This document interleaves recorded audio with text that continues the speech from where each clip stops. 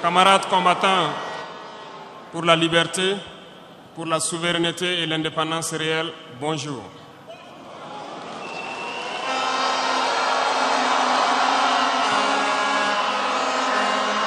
Rendons grâce à Dieu qui a permis à ce que ce jour 11 juillet ait lieu et que nous puissions nous retrouver dans cette cuvette du Palais des Sports pour échanger autour de l'avenir de notre patrie. À l'issue donc de votre décision le 25 mai dernier de nous confier la destinée de notre patrie pour 5 ans encore. Soyez-en remerciés.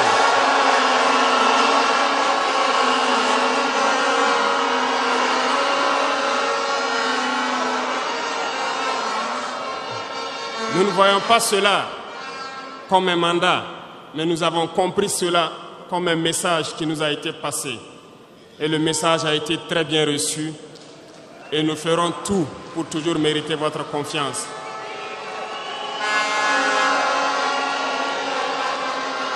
Permettez-moi également de rendre un vibrant hommage à toutes ces forces de défense, ces forces de sécurité intérieure, nos vaillants volontaires pour la défense de la patrie et toutes ces populations qui vivent dans ces zones à fort défi sécuritaire et qui tiennent debout. Nous leur rendons hommage et nous leur disons merci pour tout le sacrifice consenti pour notre patrie. Je vous demande que nous puissions donc observer 1 minute de silence pour honorer la mémoire de tous ceux qui ont perdu la vie dans ce combat.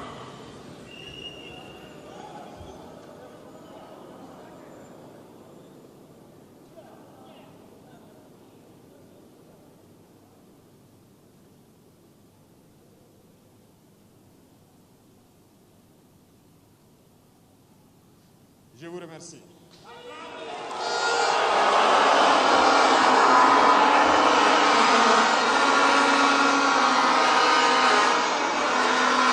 Que les âmes des défunts reposent en paix et que les blessés puissent retrouver bonne guérison.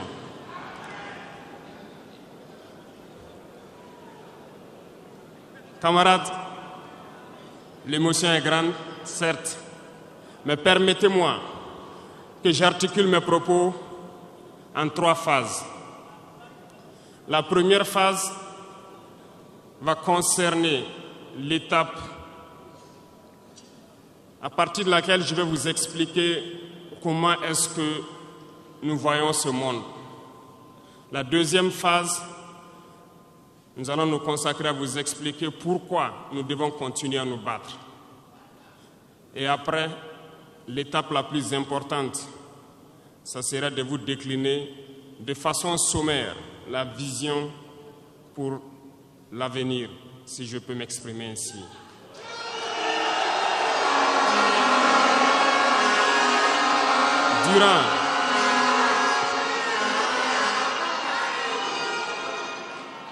Durant ces 20 et quelques mois passés donc à la tête de l'État, nous avons eu à rencontrer plusieurs hommes politiques venus de toutes parts.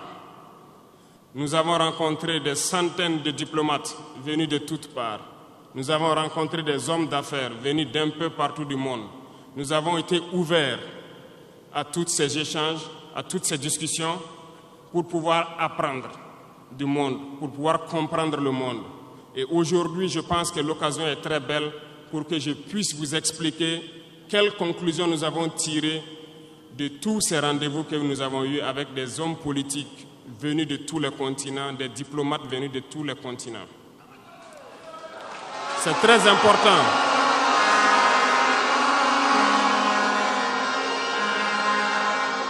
C'est très important la conclusion que nous avons tirée et ça doit vous permettre de comprendre le monde.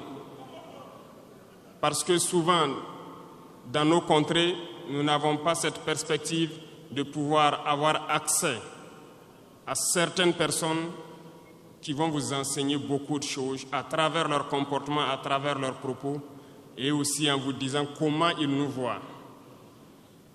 Camarades, Dieu a créé le monde avec tout ce qu'il y a comme bonheur, comme malheur, comme bien, comme mal, les humains, les génies, les animaux et tout ce qui va avec. Mais nous, humains, avons décidé de faire du monde autre chose. Chez les impérialistes, ils ont une vision du monde que je m'en vais vous expliquer. Le monde se résume en un triangle pour eux. Vous verrez le triangle dans la plupart de leurs insignes. Peut-être que vous ne comprenez pas, mais le monde se résume en un triangle. Pour eux, au sommet du triangle, se trouve l'empire du bien. Et l'empire du bien, c'est eux. C'est la prospérité, c'est tout ce qui est positif. C'est eux qui ont droit à tout ce qui est bonheur sur ce monde. C'est eux qui ont droit à toutes les richesses. C'est à eux d'imposer leur manière de voir le monde. C'est à eux d'imposer leur vision, leur mode de vie. Voilà pourquoi, pendant la colonisation ou leur conquête, je dirais, ils venaient vers nos terres et ils disaient qu'ils ont découvert nos terres parce que pour eux, nous sommes des sauvages. Nous n'avons rien de comme eux, en fait. Donc, ils nous appelaient des indigènes. Et c'est eux, le peuple. Ils s'arrogent tous les droits. Et pour eux, le monde doit marcher comme ce qu'ils veulent. C'est simple. Je prendrai quelques exemples. Regardez à travers leurs films. Ils ont préparé l'esprit de leur peuple pour les faire comprendre qu'ils sont les meilleurs. C'est eux qui doivent tout posséder. Vous ne direz pas le contraire. Dans tous leurs films qu'ils propagent, vous trouverez toujours les méchants. Ce sont soit les Russes, soit les Sud-Américains, soit les Noirs qui jouent les mauvais rôles de trafiquants de drogue, de proxénètes, de trafic d'humains, jusqu'à un passé récent, bien sûr. Vous trouverez les Arabes qui jouent le rôle des terroristes. Voilà un peu comment ils perçoivent le monde.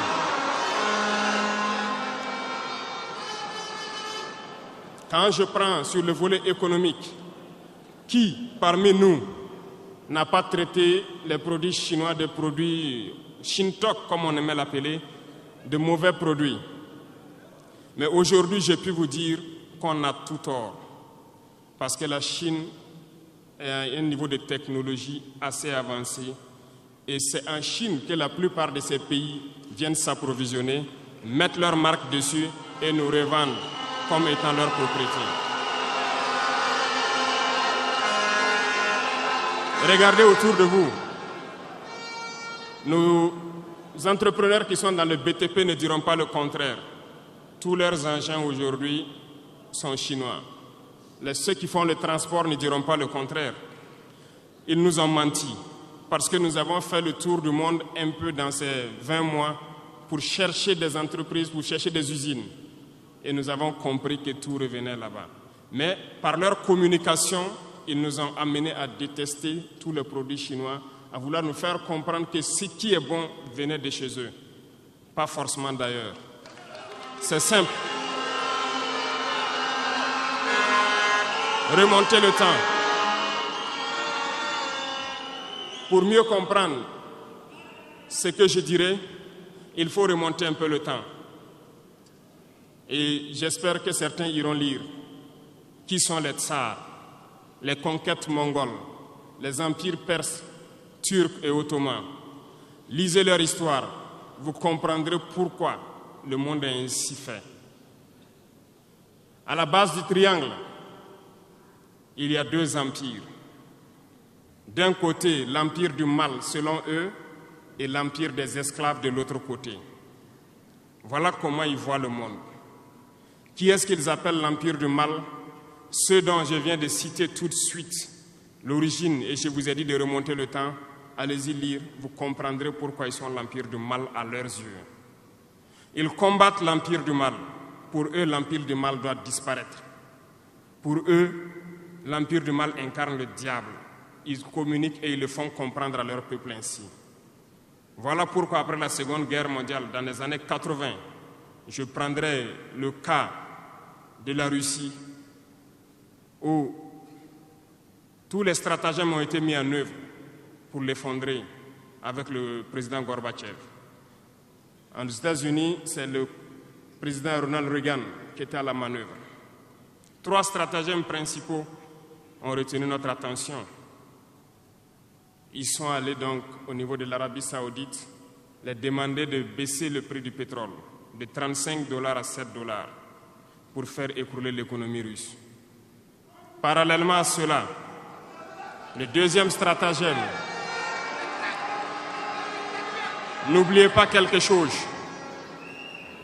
ces mêmes personnes qui viennent de quitter l'Afghanistan, soit disant qu'ils combattaient les talibans ont été reçus par le président Ronald Reagan à la Maison-Blanche. Ils ont été armés par la CIA.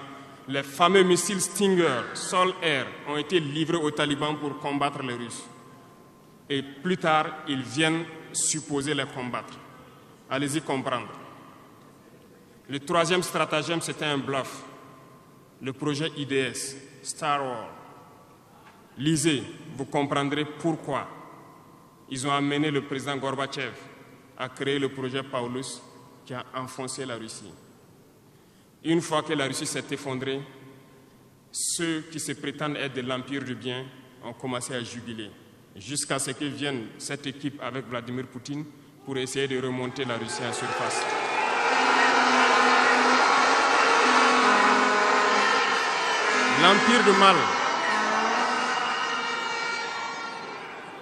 L'Empire du mal, selon eux, a beaucoup souffert. Regardez l'Iran aujourd'hui, toutes les sanctions possibles. Regardez comment ils qualifient certains peuples. Par la communication, ils peuvent arriver à vous amener à faire détester un peuple ou à aimer un peuple. Ils sont très forts dans la communication et ils passent par tous les canaux possibles. Regardez les guerres qui sévissent. Ils ont tout inventé pour leur propre intérêt. Et enfin, l'empire des esclaves, selon eux, c'est l'Afrique et certains peuples d'Amérique du Sud. Dans leur tête, comme je le disais dernièrement, l'Afrique les appartient, nos terres les appartiennent, les richesses de l'Afrique sont pour eux. Et ils ne peuvent pas concevoir que des Africains puissent s'émanciper, sortir la tête de l'eau et vouloir donc les tenir tête. Et pour cela, ils se sont mis un cliché en tête. L'Africain est facile à manipuler, il n'est qu'émotion. Ils trouveront toujours un Africain pour lutter contre son frère. Et ça a toujours été comme ça. Par la communication, ils vous ont amené à détester votre propre couleur de peau. Dans nos cultures, et dans beaucoup de cultures, au Burkina Faso ici, le deuil était symbolisé par la couleur bleue. Lorsqu'une femme perd son mari, elle portait donc des tenues de couleur bleue pour faire son deuil pendant un temps donné. Ce sont eux qui sont venus vous dire que le noir symbolise le deuil, le diable, la médiocrité, tout ce qui est mauvais. Et malheureusement, nous avons tellement avalé ça que lorsque nous sommes en deuil, nous nous mettons également en noir. Il faut que nous nous réveillons. Il faut que nous nous réveillons parce que voilà le cliché qu'ils ont en tête.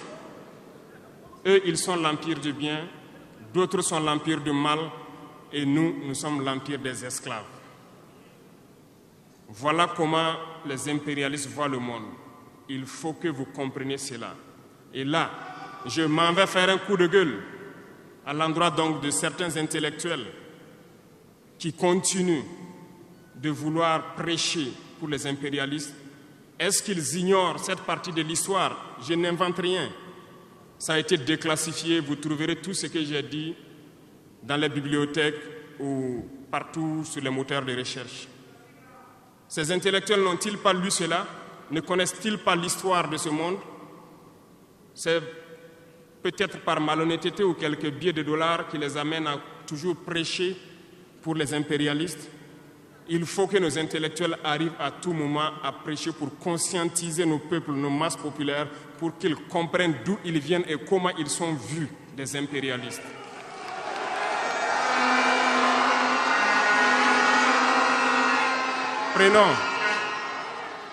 Prenons l'histoire de quelques guerres. Vous avez suivi la guerre d'Irak. Un gros mensonge qui a été inventé, soi-disant de possession d'armes de destruction massive. Certains sénateurs, au niveau des États-Unis, ont tout fait pour avoir les preuves. Ils ne l'ont pas eu. Souvenez-vous que plusieurs personnes ont démissionné de la CIA après cette guerre. Des preuves ont été inventées de toutes parts. Des services secrets occidentaux les ont aidés à fabriquer des preuves. Et on se souvient que le même Niger a été accusé en son temps en montant une fausse convention, un faux contrat de vente d'uranium à l'Irak. C'est le même processus qu'ils ont voulu amener la dernière fois pour soi-disant que le Niger vend de l'uranium clandestinement à l'Iran. C'est déjà vu. Ils ont prétexté cela, ils n'ont pas eu de preuves. Même les Nations Unies ont trouvé finalement qu'il n'y avait pas de preuves tangibles de présence d'armes de destruction massive. Mais ils avaient leur objectif, il fallait détruire l'Irak. Ils ont détruit l'Irak. Ils ont créé l'État islamique. Tout comme ils ont créé les talibans dans les années 80. Les armés, les équipés. Et après, ils prétendent venir les combattre. Comprenez le jeu. Ça n'a que trop duré. Il faut qu'on se réveille et qu'on comprenne tout ça et que nous prenions conscience de notre situation et nous battre pour notre avenir.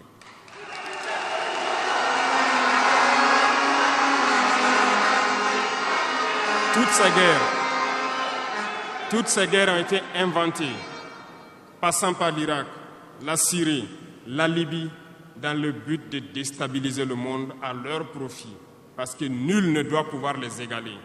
C'est ce que nous vivons aujourd'hui dans le Sahel aussi à travers le terrorisme qu'ils nous ont imposé, parce qu'ils trouveront toujours des Noirs qui vont s'exciter et qui vont prendre les armes contre leurs frères noirs. C'est ce que nous vivons. Et ils n'ont jamais quitté ce modèle. Malheureusement, beaucoup de gens leur donnent raison. À cause de quelques billets de dollars, ils se vendent très moins cher à l'ennemi, à l'impérialiste, et ils se mettent à combattre leurs frères. Je voulais faire ce petit historique du monde pour que vous compreniez comment l'impérialisme voit notre monde. Ça se résume en ce petit triangle. Après cela, dans cette deuxième phase, je dois vous expliquer pourquoi nous devons nous battre. Une petite histoire, en 2015, à Tombouctou, lorsque nous avons rencontré, j'étais chargé de la sécurité donc, de la plateforme aéroportière. Dans les patrouilles, nous avons rencontré des individus qui rôdaient autour. Un de ces individus était manchot. Je lui ai fait comprendre que c'était dangereux de rôder autour de la base parce qu'ils peuvent se faire tuer. Il m'a dit qu'il voulait se faire tuer, il voulait mourir. Et j'ai cherché à comprendre leur histoire. Certains étaient fous, d'autres étaient normaux, mais ils cherchaient à mourir à cause du terrorisme. Ils nous ont expliqué que lorsque les terroristes sont rentrés à Tombouctou, le manchot qui m'expliquait ça, un soir, les terroristes se sont pointés à son domicile. On voulait violer sa femme devant lui. Il s'est opposé. Ils sont repartis. Le lendemain, on est venu le pêcher à la maison, l'amener à la place publique. On l'a accusé de vol. On a tranché sa main, on l'a battu. Il est reparti à la maison. Son fils, qui avait 16 ans, qui s'occupait de sa main, ils sont revenus. Ils ont violé la femme. Ils ont enlevé son fils. Ils ont continué à violer sa femme pendant des jours, jusqu'à ce que la femme se suicide. Et ils ont amené son fils, il n'a plus retrouvé son fils. Et lui, il préfère mourir. Voilà pourquoi il marche autour.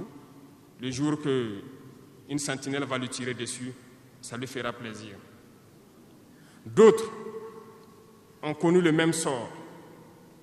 Ils ont été enlevés de chez eux parce qu'ils refusaient que les terroristes touchent à leurs femmes ou à leurs filles.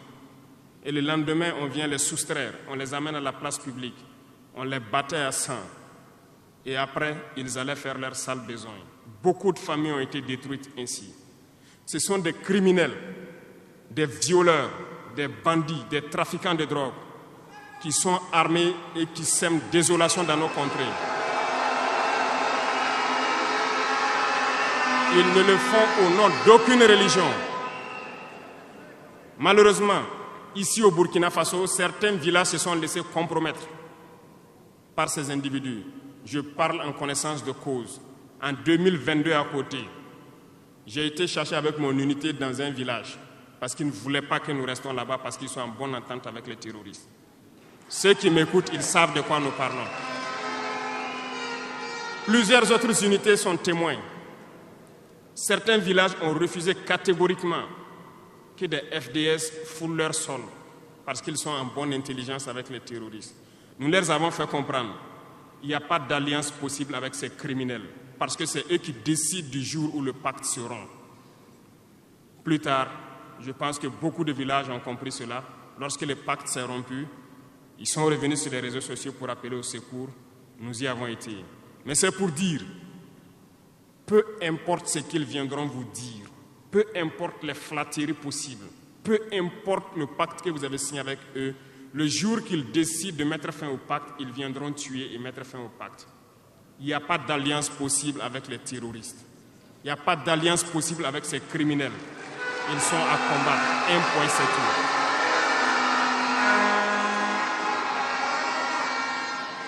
Aujourd'hui, nous constatons un phénomène, malheureusement, dans nos villes ici. Certaines personnes se plaisent à passer de cour en cour, à faire comprendre aux épouses de certains FDS et certains VDP, aux familles de certaines personnes tombées pour la patrie, que eux, ils avaient une solution pacifique avec les terroristes. C'est nous qui avons voulu faire la guerre. Et voilà pourquoi tout ça se passe. Comment est-ce que des êtres humains, voyant tout ce qui se passe, comprenant le monde, peuvent avoir de tels propos? Ne vous détrompez pas. Soit nous les combattons ou ils nous combattent. C'est tout.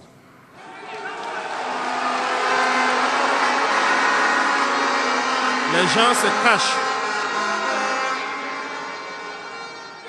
Ces gens se cachent soi-disant derrière un semblant de dialogue ou de négociation.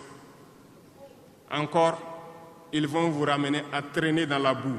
C'est ça l'objectif de l'impérialisme, que le fléau dure, que ça dure dans le temps, que vos États ne soient pas structurés et qu'on continue de profiter de vos richesses.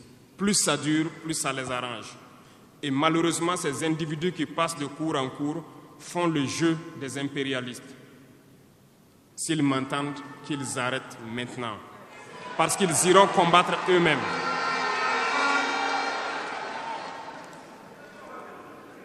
Nous n'avons pas le choix que de combattre.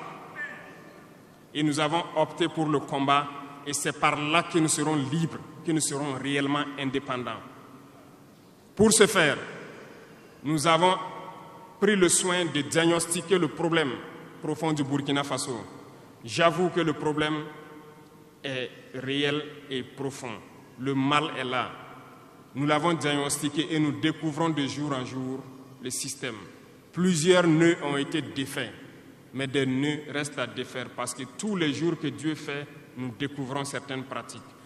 Je peux comprendre, plusieurs décennies durant, ce système s'est installé. C'est devenu comme un gène dans nos ADN. Mais il faut que nous arrivions donc à soustraire ce gène donc de nos ADN et pouvoir construire un Burkina nouveau. Voilà pourquoi dans la troisième phase de mon propos, je m'en vais donc donner des lignes directrices dans certains domaines clés. Nous ne donnerons pas de détails sur notre programme, si on peut le dire ainsi, parce que quand le programme est connu au détail près, ils vont anticiper, ils vont poser des obstacles sur nos routes et nous empêcher d'atteindre nos objectifs. Mais nous pouvons donc nous résumer en quelques mots. Parlant donc du domaine de la défense et de la sécurité, comme vous le constatez, nous avons opté pour le combat. Et pour cela, nous avons doublé presque les effectifs dans nos forces armées. Nous continuons de recruter et je pense que dernièrement, des recrutements ont été lancés côté officiers et sous-officiers et bientôt, dans quelques jours, le recrutement pour au moins 10 000 soldats devrait être lancé. Nous continuerons à renforcer les effectifs pour faire face Parce que où que vous soyez, malgré le recrutement qui a été fait, il y a toujours le besoin de militaires. Partout au Burkina Faso, certains villages continuent de vouloir la présence militaire. Donc, il y a lieu de continuer à recruter et à équiper. Et je peux vous assurer que nous sommes sur cette lancée.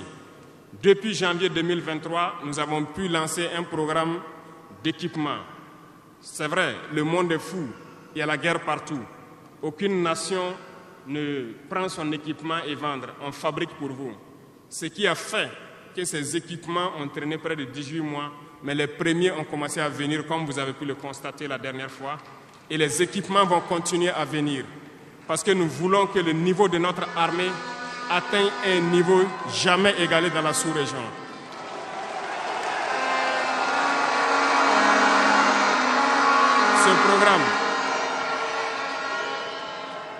Ce programme d'équipement va se poursuivre. Et c'est vous, les acteurs de ce programme. Parce que depuis que nous nous battons, j'ai pu vous dire, ces soi-disant amis du Burkina qui étaient là depuis longtemps, qui sucent nos richesses, même une seule cartouche de Kalachnikov, nous n'avons reçu de personne pour faire notre combat. C'est vous qui payez. Et nous continuerons à faire corps avec notre peuple pour pouvoir mener cette lutte. Nous avons des partenaires qui ont accepté de nous vendre des équipements et qui ont même proposé de pouvoir nous livrer des équipements stratégiques et que nous puissions payer dans le temps. Nous leur en remercions pour ce geste.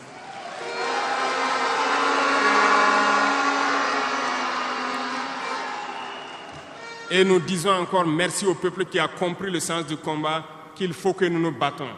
Si nous ne nous battons pas, ils viendront nous chercher chez nous, comme dans un poulailler ou dans une bergerie. Chaque matin, ils choisiront qui ils veulent pour aller exécuter sur la place du public, pour faire peur aux autres, aller trancher des mains ou des pieds sur la place publique pour faire peur aux autres. C'est comme ça leur tactique. Nous allons nous battre. Et nous nous donnerons les moyens pour y arriver. S'il arrive demain que nous sommes coincés dans une certaine lancée, nous viendrons encore vers le peuple et demander encore plus de sacrifices pour pouvoir atteindre l'objectif.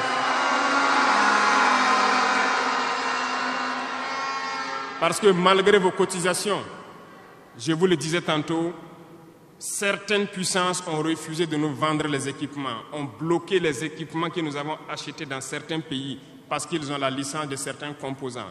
Et ces puissances exploitent des minerais au Burkina Faso. Je le dis ici, haut et fort et solennellement. Ça va s'arrêter. Nous allons retirer des permis d'exploitation. Nous n'allons pas permettre cela.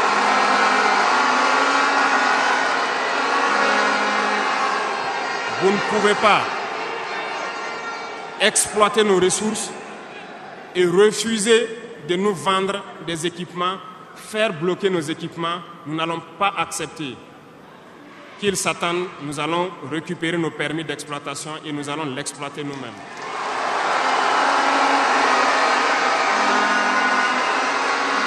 Revenant. Pour conclure sur le volet donc de la défense, nous n'allons pas trop nous étaler là-dessus, mais sachez que tout ce qui est déjà arrivé, les hommes sont en formation là-dessus, d'autres équipements viendront. Et cette guerre, nous allons la mener. Beaucoup de stratégies ont été déjà écrites et nous les adaptons au fur et à mesure du comportement de l'ennemi. Et nous allons vaincre très prochainement ce terrorisme ici au Burkina et même dans l'AES.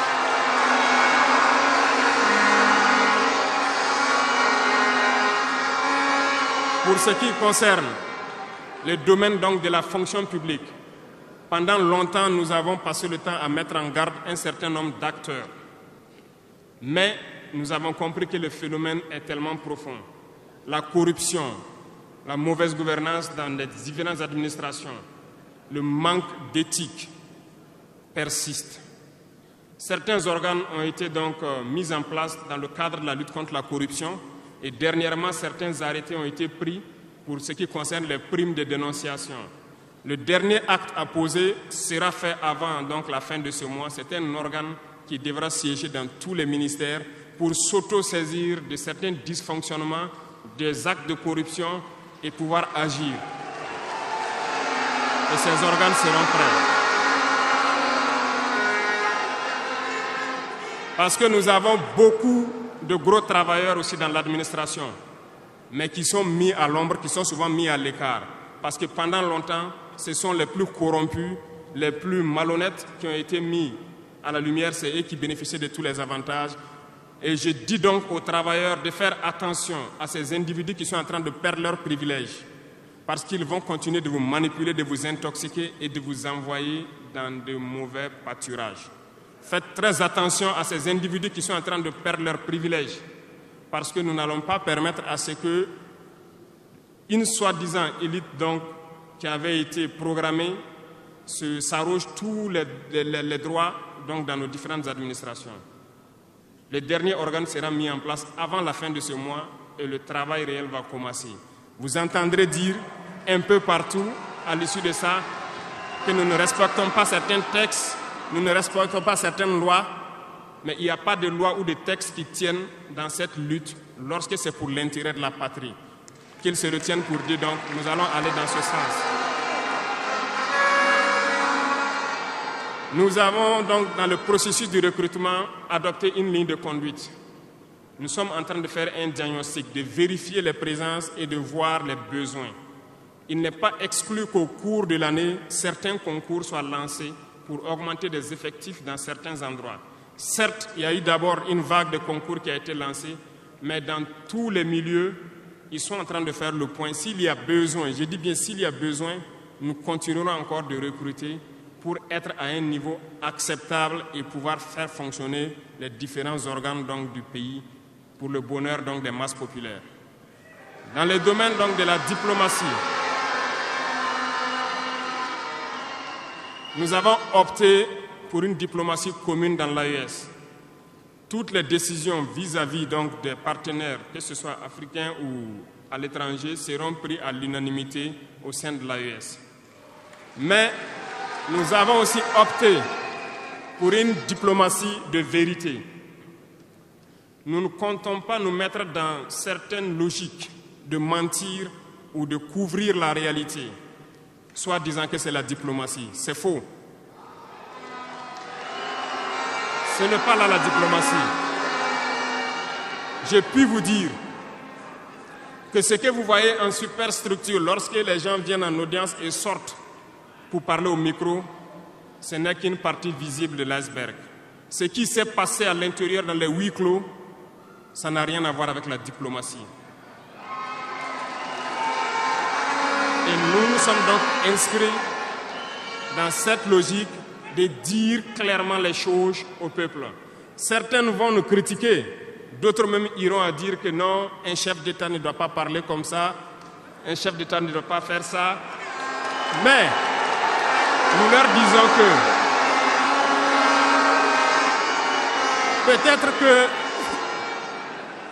peut-être que ces gens qui critiquent de cette façon, lorsque nous disons la vérité, peut-être qu'ils ont une école où ils ont appris à être chef d'État, comment le chef d'État doit être.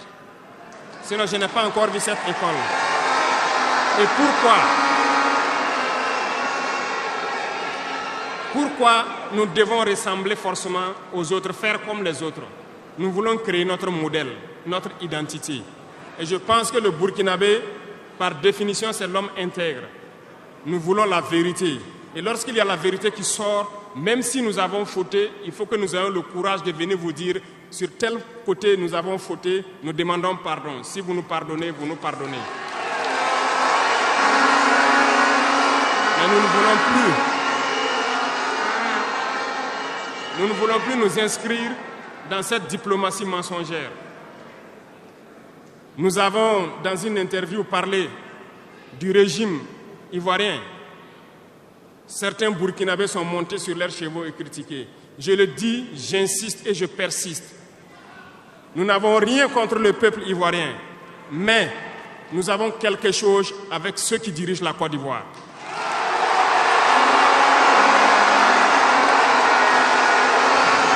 Nous le disons et nous le répétons encore.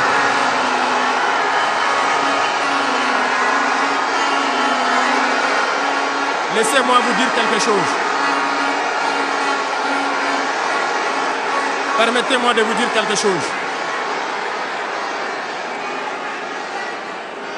Il y a bel et bien à Abidjan un centre des opérations pour déstabiliser notre pays. Personne ne peut le nier et nous vous ferons les preuves dans les jours suivants. Nous vous montrerons des preuves physiques. Vous allez comprendre de quoi nous parlons. Personne ne viendra nous dire qu'au Bénin, il n'y a pas de base française dirigée contre nous. Nous avons les preuves sous la main. 2 bases importantes.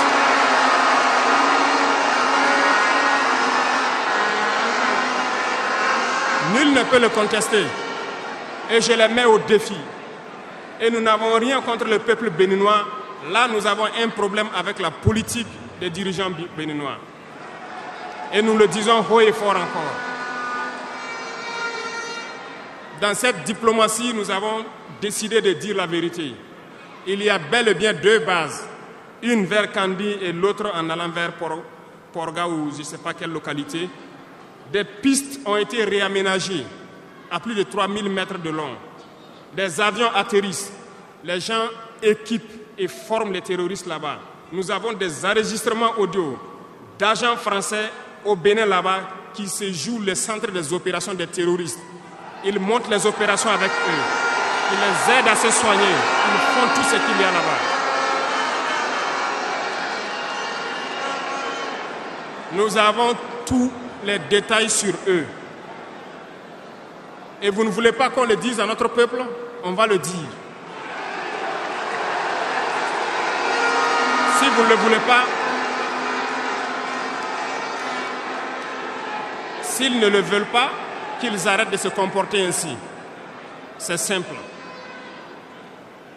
Nous n'avons forcé personne à prendre son indépendance. Si vous décidez de rester dans votre situation, mais ne prenez pas vos pays pour en faire des bases arrêts parce que ce sont vos populations qui vont en souffrir après. Et ce n'est pas une bonne politique. Nous le disons par expérience, et je le répète toujours, le Burkina a été une base arrière pour déstabiliser certains pays. Et ce n'est pas bien. Le Burkina a été une base arrière à un moment donné pour les terroristes ici. Voilà le prix que nous payons. Donc, pour prévenir les peuples de ces pays dont je parle, doivent parler à leurs dirigeants et qu'ils arrêtent cette politique parce que ça ne les arrange pas du tout.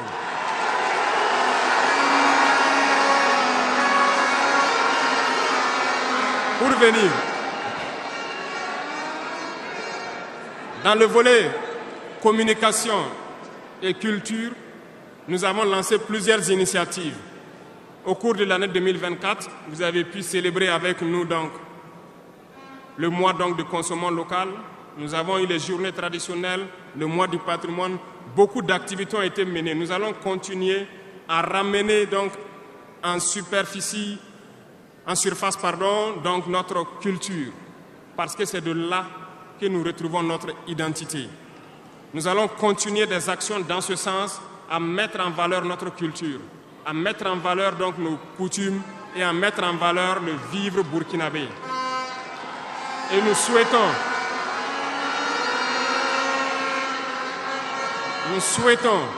que chacun soit acteur de l'émergence du Burkina Faso à travers sa manière de communiquer. Parce que tout se trouve dans la communication aussi.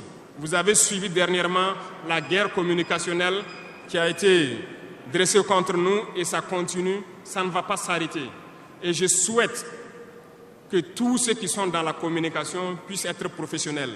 Lorsque nous voulons poser un acte communicationnel, qu'on se pose la question, est-ce que c'est pour la patrie ou contre la patrie, avant de poser l'acte.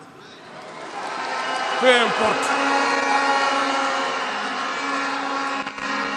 Vous pouvez ne pas nous aimer, moi, ma personne. Vous pouvez ne pas m'aimer, mais vous devez aimer votre pays. En me faisant du mal, il ne faudrait pas confondre le pays. Et donc, la politique dans le domaine de la communication va devoir aller dans ce sens-là. Et nous serons obligés donc de recadrer la communication sur tous les aspects. Et c'est cette ligne de conduite qui sera donc adoptée. Nous n'allons pas permettre à ce que des Burkinabés communiquent contre le Burkina Faso. Nous allons toujours nous inscrire dans l'éveil des consciences. Nous devons pouvoir sensibiliser les masses populaires pour que les gens comprennent pourquoi nous devons nous battre sur tous les volets. Revenant au domaine donc de l'agriculture, comme vous pouvez le constater, nous avons lancé des initiatives depuis 2023 et cette année, l'offensive a été lancée. Ça se passe plus ou moins bien. J'aimerais donc que les gens comprennent que nous avons décidé d'accorder une grande part de notre budget et de notre temps aussi au monde agricole. Parce que plus de 90% de notre population est paysanne. Mais pendant des décennies, ils n'ont jamais senti l'intéressement donc à leur public. Et c'est pourquoi nous avons décidé d'entreprendre un certain nombre d'initiatives, d'actes que nous posons. Nous aimerions pouvoir labourer tous les champs de tous les paysans de Burkina Faso, les donner les semences qu'il faut et les permettre de pouvoir avoir les intrants nécessaires à coût subventionné pour pouvoir nous aider dans la lutte contre l'insécurité alimentaire. Parce que l'autosuffisance alimentaire est un droit. C'est dans ce même sens que nous avons créé dernièrement l'ONBA, l'Office national d'aménagement des barrages hydro-agricoles. Nous allons l'équiper parce que tous êtes témoins dans vos différentes régions que nous avons retenu d'eau, beaucoup de barrages, mais qui sont ensablés, qui sont bouchés. Et nous avons la possibilité de faire d'autres barrages. Nous sommes en train de payer de l'équipement pour cet office pour qu'il puisse se déployer sur le territoire et avec la contribution des populations, pouvoir construire beaucoup de barrages et désensabler beaucoup de barrages. Nous allons poursuivre ce combat. Nous allons poursuivre ce combat jusqu'à l'atteinte de l'autosuffisance alimentaire et que nos populations puissent manger à leur faim. Dans le domaine des infrastructures, nous avons un manque crucial de routes. Et en faisant l'analyse, nous avons trouvé pour certaines routes des études très vieilles. Et pour d'autres, il n'y a pas d'études. Nous ne pouvons pas construire une route sans avoir des études. Les études sont préalables. Voilà pourquoi dans ce secteur, nous avons ordonné au ministère de faire beaucoup d'études sur beaucoup de tronçons. Ce qui nous permettra donc à l'avenir de pouvoir lancer des travaux et bien faire ces travaux pour que ce soit durable sur beaucoup de tronçons. Pour cela, nous avons remarqué que les frais pour bitumer 1 km de tronçon, nous sommes autour de 500 millions de francs. Donc pour 100 km avec les ouvrages d'assainissement, nous n'avons pas moins de 60 milliards pour faire 100 km de route bitumée. C'est très cher et très coûteux. La technique a été de créer donc des brigades d'intervention, donc des infrastructures. Nous sommes en train donc de vouloir équiper plusieurs brigades avec de l'équipement pour faire le minimum et permettre donc aux entreprises aussi du BTP de vivre et de faire une partie. Nous allons partager donc la poire en deux pour pouvoir baisser les dépenses et pouvoir faire le maximum de routes possibles dans un laps de temps.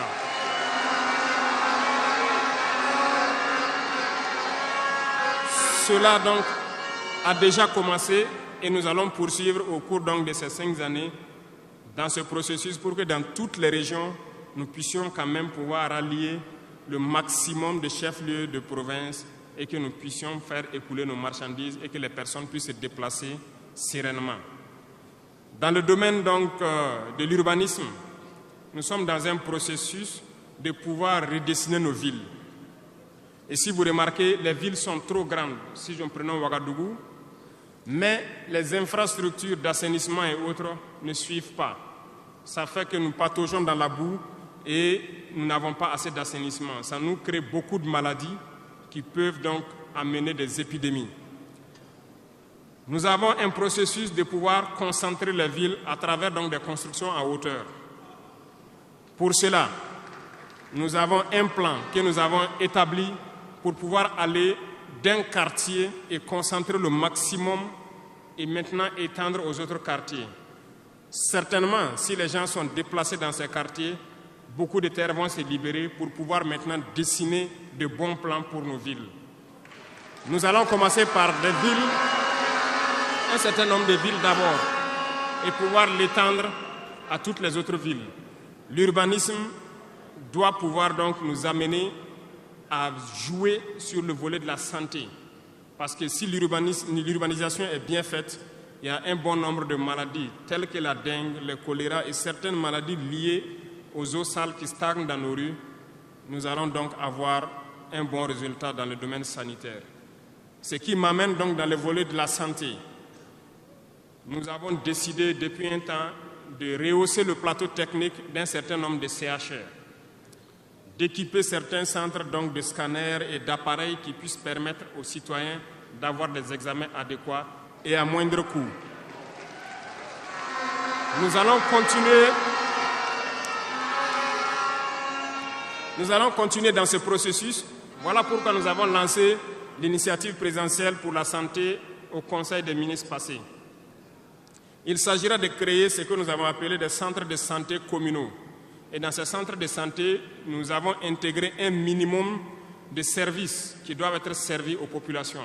Il s'agira de l'imagerie, c'est-à-dire tout ce qui est échographie et radiographie, des banques de sang et aussi des laboratoires, pour que les populations des différentes provinces et communes, certaines communes, n'aient pas à se déplacer ou à avoir besoin d'ambulance pour une transfusion sanguine, amener des malades vers certains centres, qui peuvent d'ailleurs ne pas arriver à cause de l'état de la mauvaise route. Donc, cette initiative est déjà lancée et nous allons faire en sorte que nous puissions commencer avant la fin de l'année la construction des premiers centres et leur équipement. Nous allons le poursuivre au fur et à mesure jusqu'à la limite donc de nos moyens pour pouvoir donner une santé, un système de santé fort à toutes nos populations. Nous ne voulons pas voir quelqu'un quitter sa localité pour venir vers un CHR pour une radio ou pour une transfusion sanguine. Donc, c'est bien possible.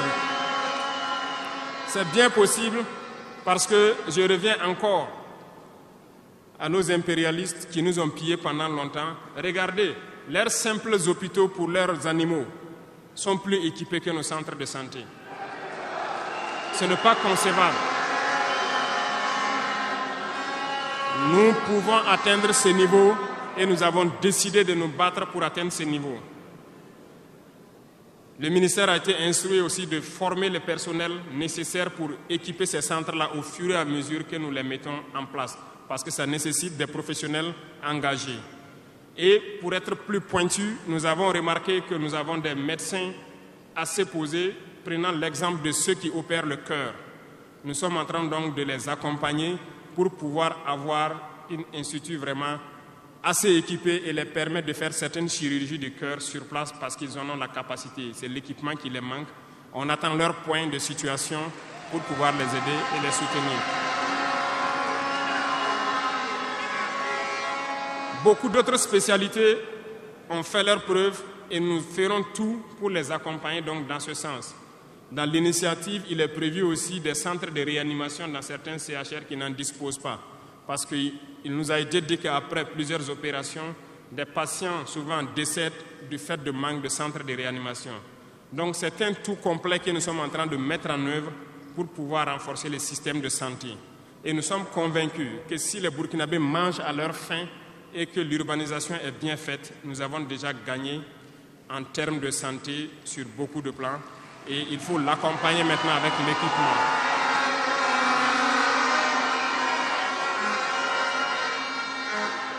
Dans le domaine de l'éducation, nous avons fait le diagnostic et comme vous le savez, nos camarades étudiants sont là, ils ne diront pas le contraire. Comment quitter ces chevauchements d'années, comment refaire le système? Eh bien, nous avons abouti à une conclusion. Nous avons lancé l'initiative aussi pour l'éducation de qualité. Ça va intégrer tous les volets, de la maternelle jusqu'à l'université. Les premiers bâtiments devront donc pousser aussi avant la fin de l'année. Nous avons opté pour des constructions en hauteur, pour rassembler le maximum d'élèves sur des superficies données pour permettre un contrôle approfondi et judicieux de l'enseignement, parce que l'enseignement, c'est aussi de l'éducation. Et au finish, nous devrons avoir des complexes dans la plupart de nos communes, qui vont de la maternelle jusqu'au secondaire, et les centres universitaires doivent voir leur capacité augmenter aussi. Quand nous prenons aujourd'hui nos salles de classe à 3 classes qui sont construites un peu partout, la saison des pluies a commencé, les intempéries encore sont venues nous montrer que ce n'est pas la bonne option.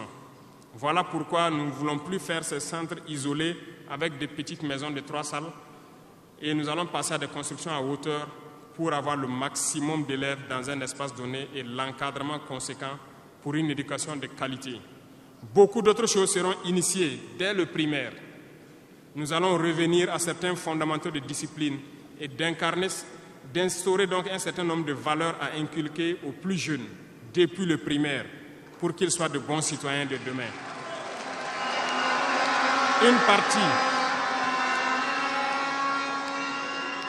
Il y aurait donc un début de formation militaire, si je peux le dire comme ça, civique et patriotique au tout petit pour pouvoir continuer dans les lycées. Et le programme national donc au niveau du SND est en train de muter. Le texte était venu en conseil, nous l'avons renvoyé avec des amendements pour que les travailleurs qui sont en activité actuellement puissent aussi passer dans ce centre pour avoir une formation militaire. Et ça va s'organiser à tour de rôle sur des périodes bien précises. Tout est une question de discipline, parce que par excellence, la formation militaire doit pouvoir discipliner les gens. Donc nous allons inculquer un certain nombre de valeurs au niveau donc de notre éducation. Revenant donc au centre universitaire, avant aussi la fin de l'année, nous allons commencer la construction d'un certain nombre d'amphithéâtres. Et plus tard, lorsque les moyens le permettront, nous partirons sur le volet donc de la restauration et aussi des cités au niveau donc des différents centres universitaires. Mais nous commencerons par les amphithéâtres pour les permettre d'avoir donc où travailler pour que le décalage qu'il y a en termes donc d'années qui se superposent puisse se réduire considérablement. Nous avons fait une régulation budgétaire qui doit donc passer à l'Assemblée ce mois-là pour pouvoir donc initier toutes ces opérations. Qu'est-ce que cela veut dire? Nous avons diminué les dépenses de fonctionnement de l'administration pour pouvoir injecter ailleurs, notamment dans l'éducation et dans la santé. Ce programme donc, est prêt, il a été lancé et dans les jours à venir, vous serez témoins de l'évolution donc, de tout ce que nous sommes en train de vous dire. Et nous poursuivrons ce schéma tout au long donc, de ces 60 mois qui nous a été consacré. Revenant donc au domaine donc,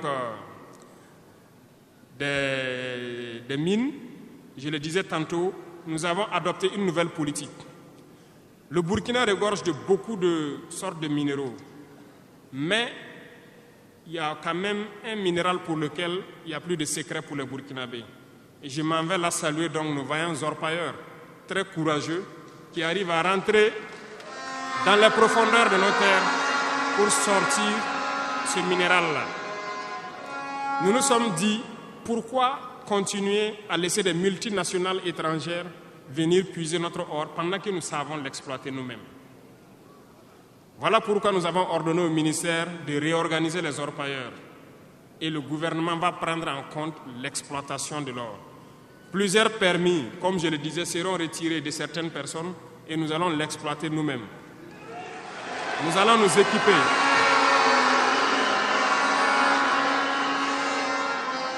Nous allons nous équiper en machines pour le faire, mais même si nous n'arrivons pas à nous équiper de manière conséquente, nos orpailleurs ont fait leur preuve de courage et d'abnégation.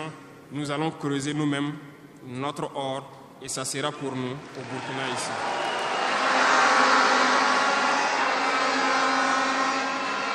Pour les autres substances, là où nous ne pouvons pas, et bien sûr, nos partenaires sincères qui acceptent de nous accompagner dans cette lutte, c'est à eux seuls que nous pourrons concéder certains permis. Parce qu'ils ont accepté de nous accompagner dans la lutte pour notre souveraineté, dans la lutte contre le terrorisme. Et nous avons édicté un nouveau code donc, minier qui est actuellement à l'Assemblée et j'espère qu'il sera voté donc, dans la semaine prochaine pour imposer un nouveau modèle aux différentes entreprises qui vont venir pour exploiter l'or ici, pour que le maximum de profit soit pour l'État. Et dans le volet donc, de l'énergie, comme vous l'avez constaté, nous avons de sérieux problèmes d'énergie. L'accroissement de la population n'a pas été suivi par une politique énergétique. Aujourd'hui, lorsque les pics de chaleur arrivent, il y a des délestages en permanence, beaucoup d'activités souffrent. Nous sommes en discussion avec des partenaires qui sont actuellement même au Burkina pour pouvoir construire dans l'urgence donc des centrales thermiques de très grande capacité. Et nous voulons donc voir avec eux comment on peut réduire les délais de construction. Les discussions portent actuellement sur la réduction des délais de construction et le modèle financier que nous allons mettre en place. Nous espérons aboutir à ça en attendant que notre processus, qui peut paraître long, des centrales nucléaires, puisse donc voir le jour. Sur ce volet aussi, ça se poursuit très bien. Sur ce volet, nous pouvons vous assurer que ça se poursuit très bien et nous sommes en train de vouloir mettre en place, sur place ici, une unité, si je peux dire, pour former des Burkinabés qui doivent prendre le relais, qui doivent suivre tout ce qui est processus de construction et prendre le relais, le transfert de compétences. Donc, ça va prendre vraiment un processus assez scientifique pour que nous puissions, à l'avenir, lorsque la centrale sera là, que dans un futur pas loin, ça soit la propriété exclusive des Burkinabés, que les ingénieurs burkinabés se l'approprient et pouvoir le mettre en œuvre, pouvoir l'entretenir.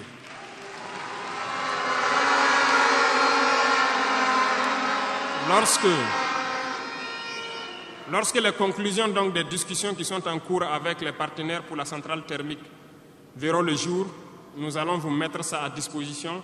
Et si nous avons besoin de vous, nous allons vous le dire pour pouvoir mettre en œuvre rapidement ce plan aussi.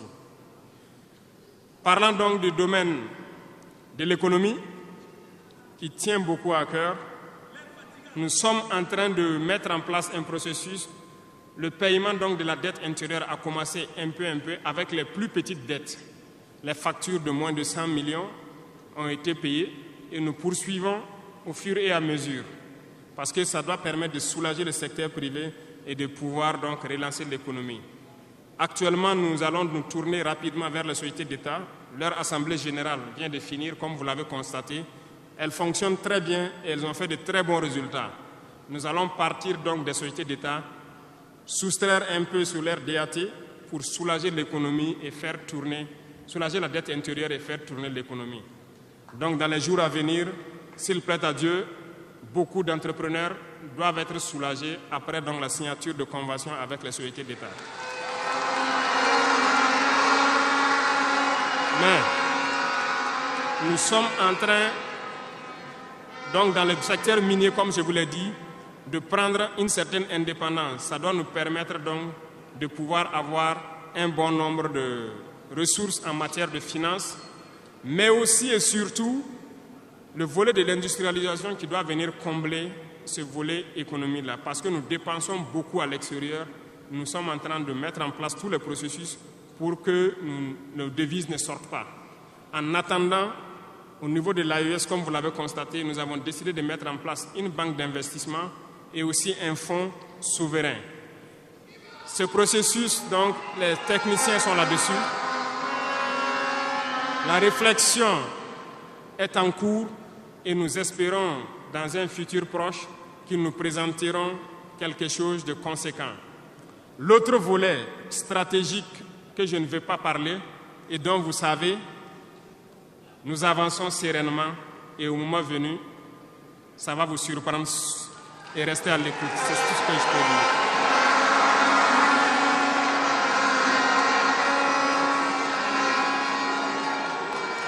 Dans le volet commerce et industrialisation, Nous avons aussi posé les diagnostics, comme je vous le disais. Actuellement, comme vous le constatez, nous avons énuméré un bon nombre de produits que nous importons de l'extérieur. Alors, nous sommes en train d'entamer un processus d'industrialisation. Il faut que nous arrivions à mettre le maximum d'industrie sur place pour transformer nos matières premières et pour pouvoir fabriquer ce que nous consommons. Nous sommes dans ce processus et nous discutons avec beaucoup de partenaires pour avoir le maximum d'industrie sur place. Cela va faire en sorte que nos devises ne sortent pas et que l'économie tourne bien et que aussi nous puissions avoir de l'emploi pour les jeunes. C'est dans ce cadre que nous avons pris certains décrets pour faciliter la création des petites entreprises. Nous avons élagué tout ce qui est taxes durant donc un bon nombre d'années pour que les petites entreprises puissent se créer et vivre. Malheureusement, les petites entreprises se retrouvent confrontées aux besoins de financement. Il faut le dire, au niveau des banques, ça s'avère beaucoup compliqué pour qu'on puisse avoir des financements lorsque vous créez votre entreprise. Nous avons rencontré le monde des banquiers et comme je le disais, nous avons échangé, mais je ne suis pas du tout satisfait parce que le retour qui devait être fait pour que nous les accompagnions pour financer les petites entreprises n'est pas satisfaisant. Voilà pourquoi nous sommes en train de réorganiser nos fonds qui étaient disponibles au niveau de l'État. Nous les avons rassemblés en un certain nombre de fonds, tant au niveau de l'agriculture, tant au niveau donc du ministère de l'Emploi, pour pouvoir prochainement ravitailler ces fonds-là et pouvoir permettre aux jeunes qui créent les entreprises d'avoir des crédits et de pouvoir se lancer. Donc, et je profite interpeller donc le monde donc encore des banquiers de revenir avec des propositions parce que nous avons des solutions, mais peut-être pas de bonnes solutions pour eux. Mais il faut qu'ils reviennent un peu pour nous appuyer à pouvoir aider les jeunes à s'en sortir. Le cas échéant, nous serons obligés de mettre en place un plan, peut-être qui ne va pas plaire, mais nous serons obligés. Dans le domaine donc du commerce, comme vous l'avez constaté, beaucoup de gens nous ont interpellés au cours de nos tournées sur les marchés hier. Nous avons fait un point de situation. Il y a tellement de travail à faire pour reconstruire ces marchés hier. Donc, aujourd'hui, quand vous prenez à Ouagadougou, le maire fait des séances de sensibilisation un peu partout, concernant donc un certain nombre de commerçants qui se sont installés de manière anarchique au bord des rues, mais j'ai instruit à ce que ce soit des sensibilisations toujours, en attendant que nous dégageons les espaces pour construire des marchés dignes de ce nom et demander aux gens de venir prendre des boutiques dans ces marchés et maintenant pouvoir libérer les rues pour pouvoir agrandir et assainir notre milieu. Et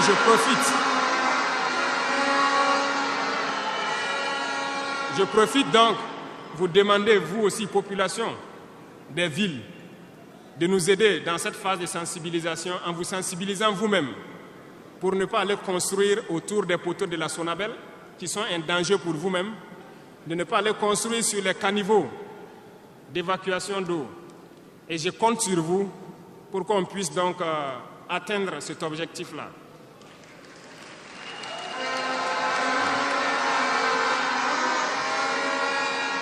Revenant donc au volet donc de l'emploi, le sport, la jeunesse, nous sommes en train de faire une réforme. Il y aura un remaniement ministériel dans quelques jours où l'architecture des ministères va changer un peu. Nous allons consacrer un ministère entier à la formation secondaire et professionnelle pour que nous n'ayons plus à avoir donc au niveau de l'université ce blocage qui est là actuellement. Nous devons pouvoir professionnaliser beaucoup de jeunes depuis le lycée. Donc, soit depuis la 4e ou au niveau donc de la seconde, que les gens puissent décider d'aller dans des filières professionnelles et pouvoir s'auto-employer. Donc un ministère sera consacré uniquement à ça. Parce que le système éducatif, comme je l'ai dit, après diagnostic, vous êtes d'accord avec moi que nous formons très peu d'ingénieurs. Pourtant, une nation qui se développe, l'indice aussi de développement, c'est en termes d'ingénieurs formés. Remontez dans l'histoire et voyez toutes ces grandes nations. Le nombre d'ingénieurs formés par an dans des spécialités pointues compte beaucoup dans le développement. Au Burkina, nous n'en avons pas assez. Voilà pourquoi l'école polytechnique de Ouagadougou, nous voulons la faire évoluer en université polytechnique en y mettant un certain nombre de filières technologiques et en recrutant le maximum d'étudiants qui puissent être formés là-bas et avoir des ingénieurs. C'est bien que nous ayons les filières comme lettres modernes, philosophie, droit, psychologie, histoire. Beaucoup d'étudiants se retrouvent là-bas contre leur gré. Ce n'est pas forcément ce qu'ils ont choisi, mais ce sont les filières disponibles qui forcément ne donnent pas des opportunités d'emploi. Voilà pourquoi nous avons décidé de valoriser ce secteur donc, de la formation professionnelle et de l'emploi en y consacrant entièrement un ministère. Donc dans les prochains jours, ce remaniement sera fait et vous verrez donc comment nous allons évoluer.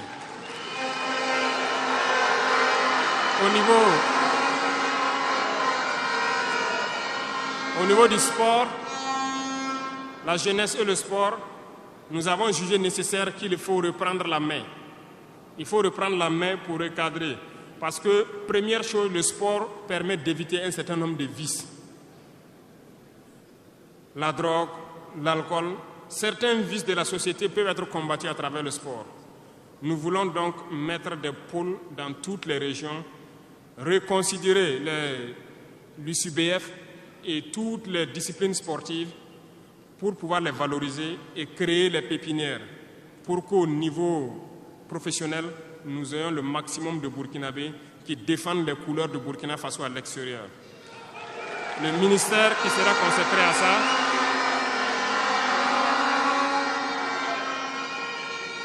donc, il y a beaucoup déjà de textes qui ont été écrits et nous allons mettre en œuvre cela dès les prochains jours après le remaniement pour créer nous-mêmes ces espaces-là. Cela va demander à ce que nous puissions pouvoir unir un certain nombre de forces pour y arriver. Et je compte sur vous, au niveau de chaque région, de chaque province, de pouvoir avoir donc cette discipline sportive-là et de s'encourager à faire le sport, à pouvoir permettre d'identifier les talents et de les faire émerger. Donc, certains volets de la gouvernance, tels que la transition digitale, nous n'allons pas nous évertuer là-dessus parce que c'est un processus un peu nouveau.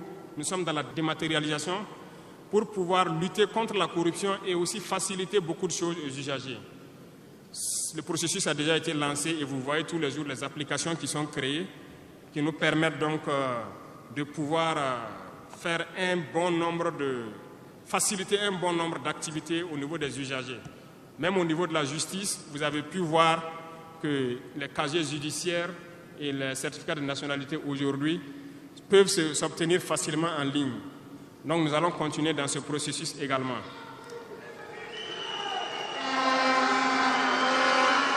Revenant donc au domaine donc de l'humanitaire, nous avons donné donc instruction au ministère. C'est le ministère de la Femme, du Genre, de la Cohésion sociale et de l'action humanitaire. C'est eux qui traitent toutes ces questions. Mais nous avons décidé dans une première phase de nous concentrer sur l'action humanitaire, notamment soutenir les populations qui retournent dans leur village. Aujourd'hui, imaginez des populations qui retournent dans leur village en début de saison ou pendant la saison pluvieuse. C'est très difficile pour eux de pouvoir se nourrir ce temps-là. Donc, certains volets peuvent sentir moins donc, la présence du ministère, notamment le genre et autres. C'est parce que nous avons donné instruction au ministère de se concentrer sur l'action humanitaire. Au fur et à mesure que les villages rejoignent, que les villages puissent avoir le minimum pour survivre. Et là, à partir des moments, nous pourrons donc nous intéresser à tous ces volets.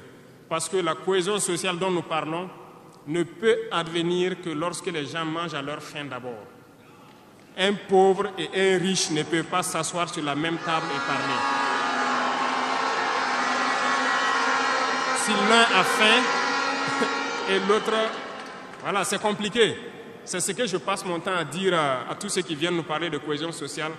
Quelqu'un ne peut pas avoir faim et quelqu'un qui mange à sa faim, vous voulez les asseoir pour parler à la même table, ce n'est pas possible. Il faut que tout le monde ait à manger d'abord.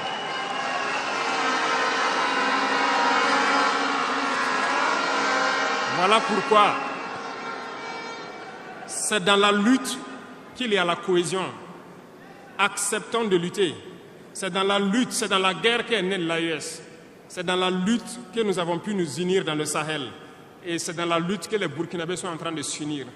Allez-y voir tous ces villages qui se retournent. Je vous invite à faire le tour. Beaucoup sont venus de différentes provinces. Ils peuvent être dans leur village avec des désaccords. Ils ont été cherchés. Mais quand ils reviennent, ils sont plus soudés que jamais. La cohésion sociale se trouve dans la lutte également.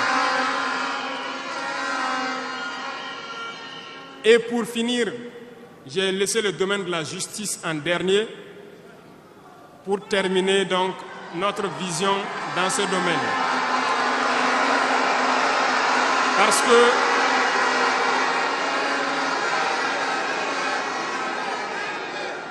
Parce que nous avons un sérieux problème dans ce volet. Nous avons entamé des réformes il n'y a pas longtemps au niveau du Conseil supérieur de la magistrature. Nous avons vu des écrits, nous avons vu des comportements de certains syndicats du monde de la justice. Très bien, certains ont tenté de boycotter tout ce qu'ils peuvent, mais comme le disait Diop, avec ou sans eux, nous allons avancer.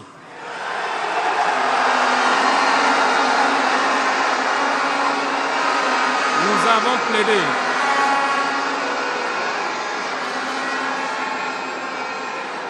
Nous avons plaidé pour une justice juste, si on peut le dire.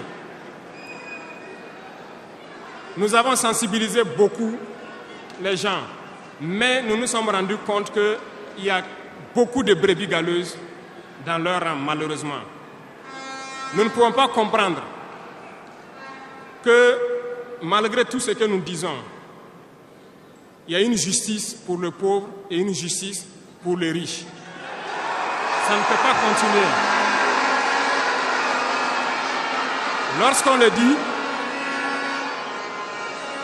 Lorsqu'on le dit, ils disent que nous ne devons pas parler de ça. Nous allons parler de ça et bien même.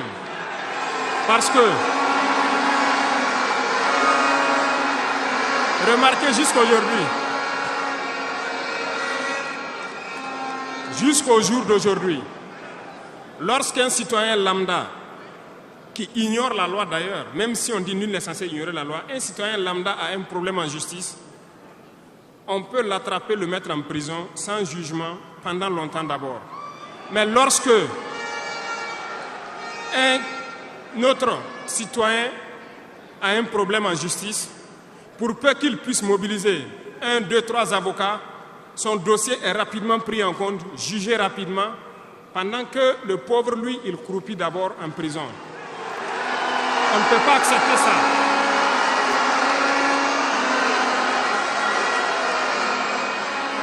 Il y a des choses, il y a des situations et il y a des choses sur lesquelles nous n'avons pas voulu nous prononcer par juste devoir de réserve, parce que nous sommes à un certain niveau, on ne veut pas parler en premier. Mais nous allons rompre ce tabou-là. Ça ne peut pas continuer comme ça. Il faut que les gens changent de manière d'être. Beaucoup de gens sont toujours en prison sans jugement. Nous allons lancer une campagne bientôt pour juger ces gens-là qui sont en prison pendant des mois sans être jugés. Parce que nous ne pouvons pas payer des gens et vouloir encore qu'on paye lorsqu'il y a un jugement. Ces pratiques vont cesser, ça fait partie du fonctionnement. Et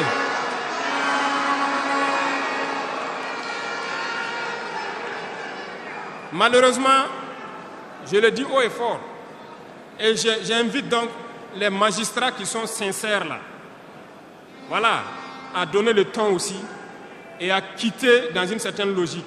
Parce qu'il y a beaucoup de brebis galeuses dans leur rang. Il y a des magistrats corrompus qui se cachent derrière des syndicats pour poser un certain nombre d'actes.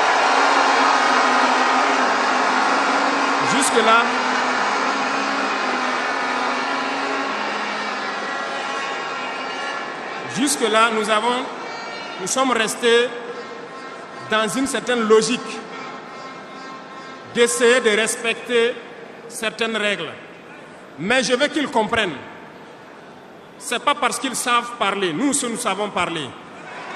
Si quelqu'un continue dans cette logique, à chaque instant, nous serons devant le peuple pour les expliquer pourquoi nous avons violé telle décision de justice. Tant que ça ne va pas rencontrer l'assentiment du peuple. Parce que c'est le terme qui existe.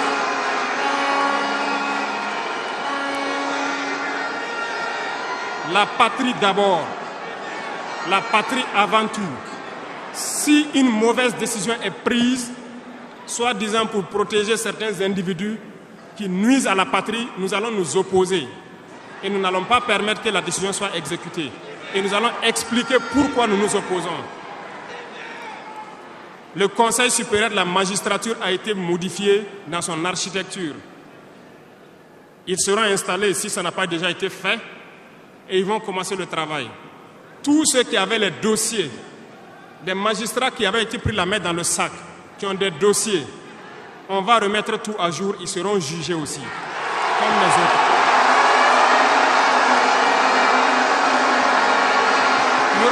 Il n'y aura rien d'infini.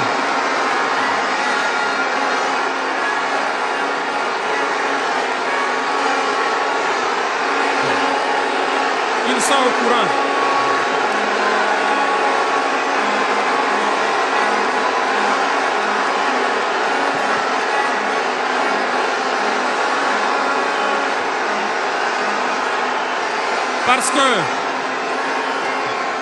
Parce que l'injustice est un fléau qui détruit la société. Oui, l'injustice est un fléau qui détruit notre société. Et il faut que ce soit clair. Certains diront qu'on n'avait pas besoin de le dire ici, on avait besoin de le dire. On les met en garde et ça sera fait. Ils vont le voir dans les jours à venir.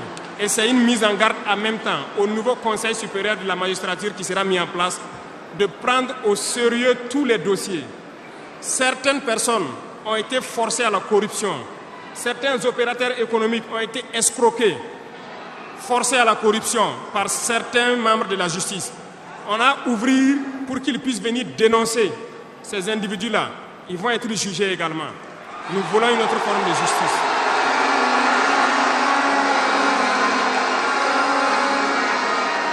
Nous ne le faisons pas pour nous-mêmes.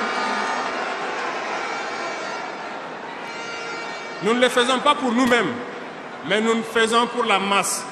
Parce que les deux catégories de citoyens, cette minorité qui se retrouve être la minorité dirigeante et la majorité qui est la masse populaire paysanne qui est croupie dans les villages, nous n'allons pas permettre à ce qu'il y ait cette distanciation en matière de justice. Donc, j'ai laissé la partie de la justice en dernière partie pour les dire que la bataille sera lancée.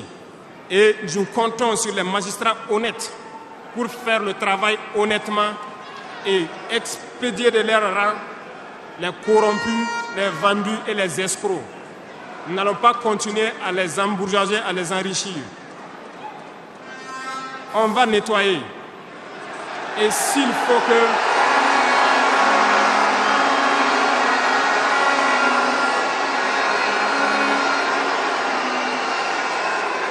Et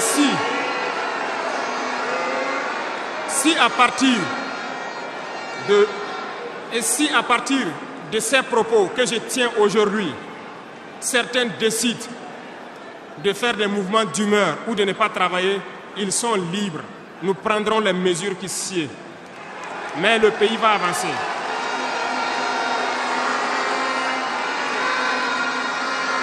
Tout Burkinabé a besoin de dignité. Tout Burkinabé a besoin de vivre en paix.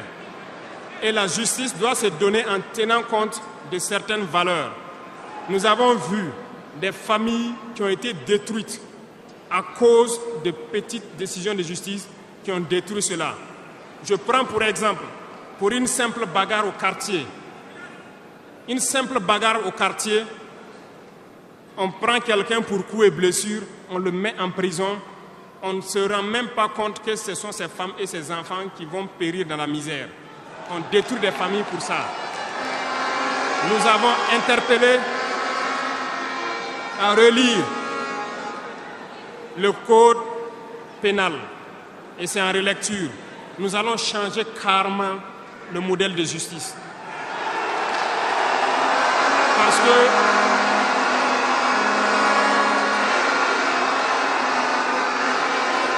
nous l'avons dit et nous le prêchons. Il y a plein de fautes. Il y a plein de fautes qui peuvent trouver un solutionnement sans être forcément la prison. Et je peux vous promettre que dans ces 5 ans, nous allons faire en sorte pour diminuer de manière drastique le nombre de prisons et augmenter le nombre de travailleurs dans nos plaines, parce que nous allons récupérer nos plaines.